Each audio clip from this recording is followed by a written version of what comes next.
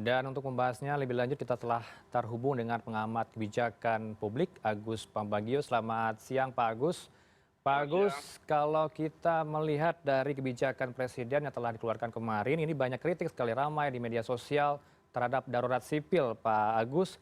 Karena memang kalau kita lihat kebijakan social distancing ini masih belum berjalan sejauh ini karena masih banyak ODP dan juga PDP yang terus meningkat angkanya sampai dengan saat ini.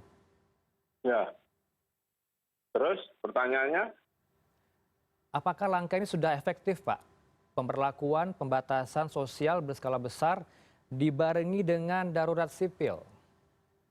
Sekarang kita masa damai. Saya juga nggak ngerti mengapa Presiden menerapkan darurat sipil untuk menangani COVID-19 ini. Padahal ini kan biasanya kalau darurat sipil itu ada huru-hara, ada kerusuhan, ini kan tidak ada. Perkiraan saya kemungkinan kan kalau sudah pakai Undang-Undang 23 tahun 1959 ini kan semacam pamungkas, jadi tidak diperlukan lagi berbagai peraturan, ini sudah darurat sipil, jadi siapapun boleh mengambil tindakan. Nah ini yang saya khawatirkan, karena di kita ini penumpang gelap ini banyak sekali, yang agendanya banyak, apalagi ini urusan pemilu ini aja belum selesai, antara kubu 1, kubu 2, capek kita bacanya. Nah jadi saya minta penjelasan, kenapa yang darurat sipil itu dipakai, tidak yang misalnya kan ada Undang-Undang 24 2007 penanggulangan bencana, ada Undang-Undang 6 2018 soal karantina dan sebagainya. Nah menggunakan seingat saya undang-undang ini digunakan pada saat ada kerusuhan di Ambon, kalau saya tidak salah ingat berapa tahun yang lalu. Jadi saya bertanya kok ini yang dipakai, tapi perkiraan saya supaya pemerintah memudahkan kalau melakukan apapun tanpa harus membuat peraturan perundang-undangan yang baru.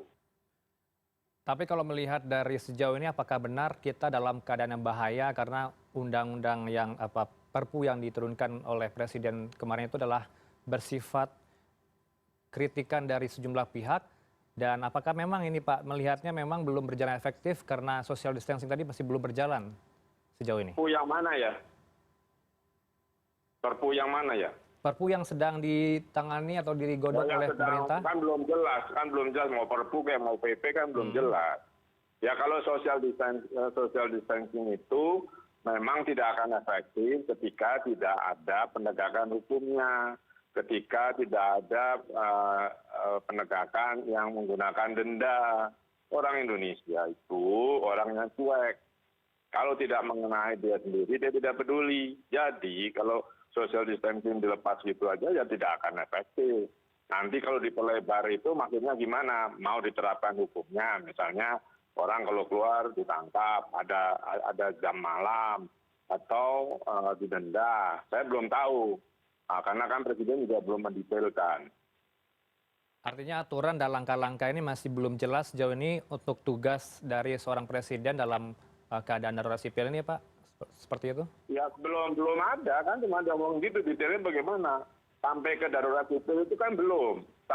Kalau kan bilangnya masih diperluas untuk social distancing. Jika diperlukan pakai darurat sipil kan belum. Nah soal mekanismenya juga bagaimana belum tahu saya.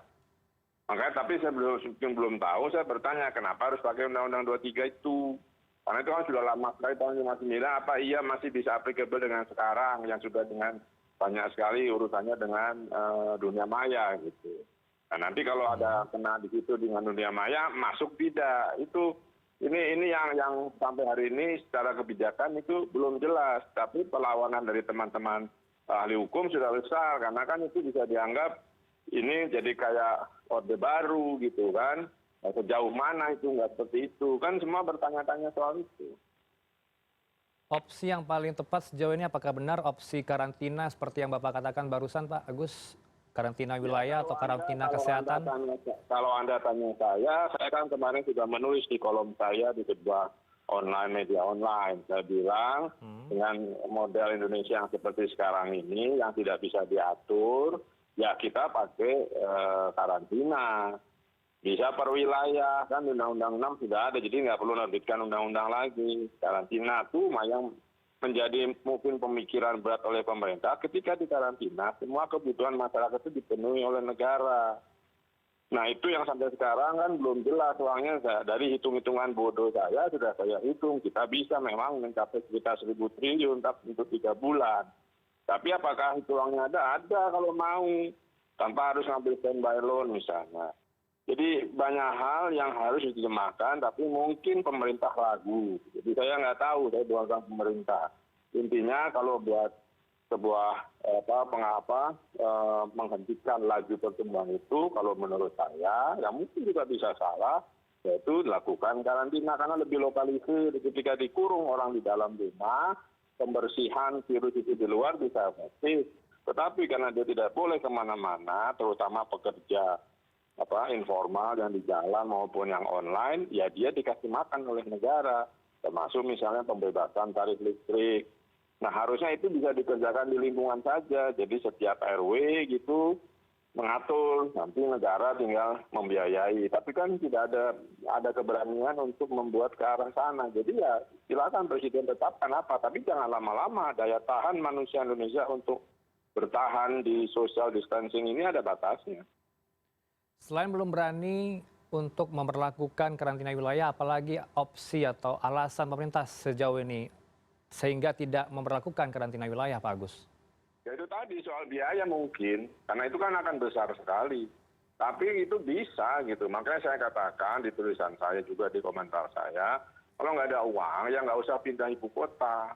Kalau nggak ada uang nggak usah bikin kereta cepat. Hentikan saja uang anggaran sudah dianggarkan digunakan untuk menyelesaikan kasus COVID-19. Karena kalau ini tidak dibereskan, nanti negara-negara lain sudah pulih, kita belum.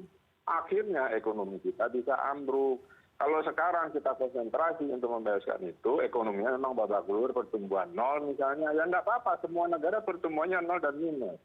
Kita sama-sama susah, nanti kita sama-sama selesai dan ekonomi bisa berjalan. Itu pendapat saya. Baik, terima kasih atas informasi Pak Agus Pambagius yang ini dengan CNN Indonesia. Selamat bertugas kembali, Pak.